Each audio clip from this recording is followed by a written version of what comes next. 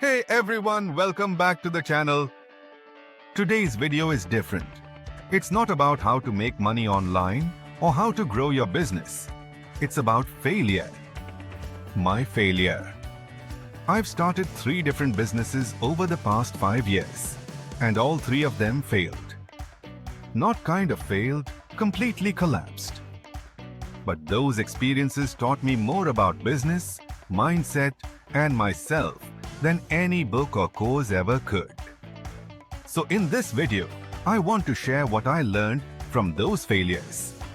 Not to make you scared of failing, but to show you why failing might actually be the best thing that ever happens to you as an entrepreneur.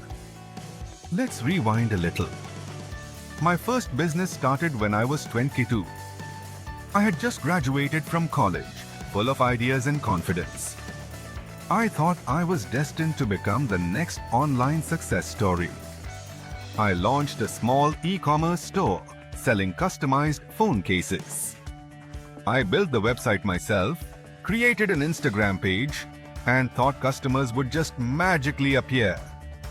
I invested almost all my savings, around $2,000, into inventory and ads. The problem? I didn't understand marketing, or target audience, or even the basics of branding. My product was fine, but it wasn't special. I learned the hard way that a good product doesn't automatically mean good sales. You need a great message and a clear audience. Within 3 months, I ran out of cash, shut down the store, and felt completely defeated. The first lesson that business taught me was, don't fall in love with your idea. Fall in love with solving problems. I started that e-commerce store because I wanted to have a business, not because I had a passion for solving someone's real problem. People don't buy products, they buy value, convenience, or meaning. Looking back, I was selling just another phone case, not a benefit. Once I understood that concept, that business is about identifying pain and providing a fix, everything started to make a lot more sense. Fast forward about a year. I still had that burning desire to make something of my own. So I decided to start a second business, this time offering digital services. I thought, maybe physical products are risky. Let me sell something digital. I launched a small social media marketing agency. It sounded fancy, but really, it was just me and my laptop in a coffee shop.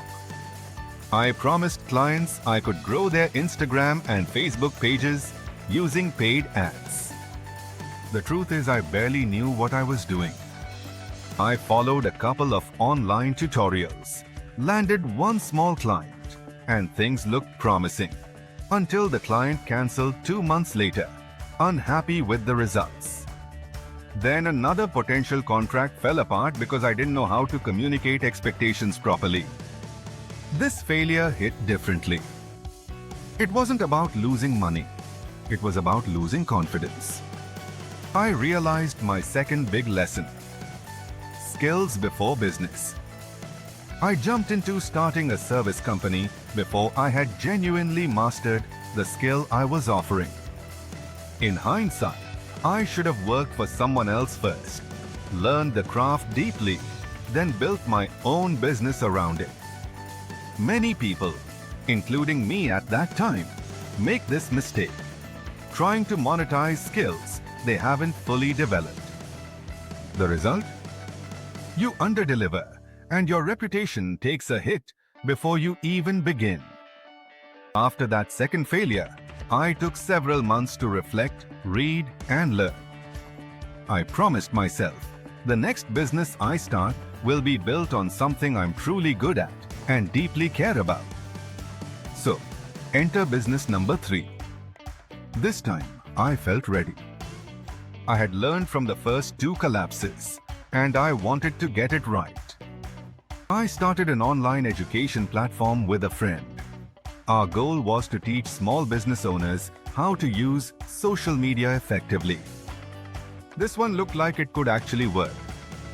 We created a course, recorded videos, and even attracted a few hundred users at launch. But then reality hit again. Our content was good, but we didn't have a solid business model. We priced our courses too low, overpromised in our marketing, and tried to do everything ourselves. Content, marketing, support, partnerships. Within 6 months, we burned out completely. My co-founder and I disagreed about the direction of the company. Revenue dropped, and eventually, we had to shut it down. The third failure was painful because it was the one that seemed closest to success. But it taught me perhaps the most important lesson of all. A business fails when its founders stop growing. We were so focused on producing and selling that we forgot to evolve the system. We didn't adapt when the market changed, and we avoided tough conversations because we were afraid to face conflict. After that experience, I learned that running a successful business isn't just about having a smart idea. It's about building internal systems, understanding finances, managing people, and most importantly, communicating openly and honestly. After my third failure, I took a long break from launching anything new. For almost a year, I didn't start a single project. I needed time to heal and learn. I studied the mistakes I made in each business and started noticing patterns. Every failure came down to one of three things: lack of preparation, lack of focus, or lack of patience. First, lack of preparation. In every business, I jumped in too fast. I didn't validate the idea enough, didn't test demand, and didn't plan for cash flow. I learned that preparation isn't about writing a 50-page business plan. It's about understanding your audience, your numbers, and your execution timeline. If you don't plan, the market will plan for you, and it won't be kind. Second, lack of focus. Each time, I tried to do too many things at once. I wanted to launch multiple products, handle marketing, do customer support, design the website. Everything alone. I didn't realize that focus is the ultimate multiplier. When you chase too many rabbits, you catch none. In my third business, once we started splitting our attention across 4 projects, growth stopped. The truth is, success loves focus. And third, lack of patience. We live in a world where everyone wants results yesterday. I was that person, constantly refreshing dashboards, expecting immediate profit. But real businesses take time. Behind every overnight success you see online are years of silent grind, boring consistency, and learning from mistakes. My impatience made me quit promising ideas too early. Now, if I ever launch again, I'll commit to at least 1 full year of consistent effort before judging results. Another huge realization that came from all these failures was about ego. For a long time, I tied my self-worth to my business's success. When my ventures failed, I felt like I was the failure. That's not true. A failed business doesn't define you. It refines you. It strips away illusions, exposes weaknesses, and teaches humility. I stopped chasing success to prove something to others and started chasing growth to improve myself. I also learned how important it is to understand cash flow early on. I used to think profit equals success. But sometimes you can look profitable while still running out of cash. In my third business, we made over $5,000 our launch month, but we spent $6,000 on ads and tools. We were growing ourselves into bankruptcy. If I could go back, I'd pay much closer attention to recurring expenses, margins, and runway. Every great founder I've met says the same thing. It's not the revenue that kills startups, it's the lack of liquidity. Cash flow is the oxygen of business. Run out of it, and it doesn't matter how inspiring your idea is, you'll suffocate. Another key insight from failing 3 times is the difference between working hard and working smart. I used to think working 12 hours a day meant I was dedicated. But the truth is, unfiltered hard work without clarity only leads to burnout. Productivity isn't about how much you do. It's about how much impact your actions actually create. Now I ask myself, is this task moving the business forward or just keeping me busy? That one question changed everything. I'd be lying if I said failure doesn't hurt. It does. Watching something you built with your heart and soul fall apart is like losing a part of yourself. I felt embarrassed, frustrated, even jealous, seeing others succeed while I was starting over again. But over time I realized that failing publicly is a superpower. It frees you. You stop fearing embarrassment because you already faced it. You stop hesitating because you know how to recover. You become resilient. And resilience, not luck, is what keeps entrepreneurs in the game long enough to eventually win. One of the biggest lessons that transformed me after those failed attempts was learning to separate entrepreneurship from identity. A business is something you build, not something you are. If it fails, you can build another. But if your identity is wrapped up in it, you'll lose yourself every time something goes wrong. Entrepreneurs who last are the ones who stay curious, humble, and adaptable, not the ones who cling to a single idea. So what does my life look like now after 3 failed businesses? Surprisingly, better than ever.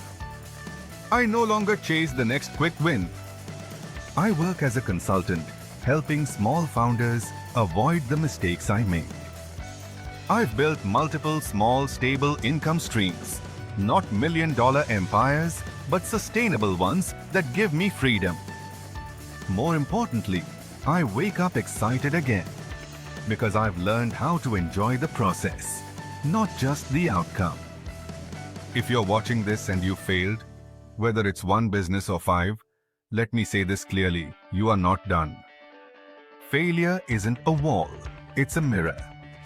It shows you what you need to improve before you try again. The best entrepreneurs aren't those who never fail. They're the ones who never stop learning. Every failure gives you data, clarity, and direction. Don't waste it. Study it. Ask yourself, what did this teach me that success couldn't have? Here's something else I learned. Sometimes, failure is a form of protection. If my first or second business had actually succeeded, I might have been stuck doing something I didn't love, chained to a model that wasn't scalable, or surrounded by the wrong people. Failure forced me to rethink my values, to grow my skills, and to connect with better mentors. It redirected me from chasing quick profits to building long-term purpose. So if you take one thing away from this video, let it be this. Failure is feedback, not final. It's information disguised as disappointment.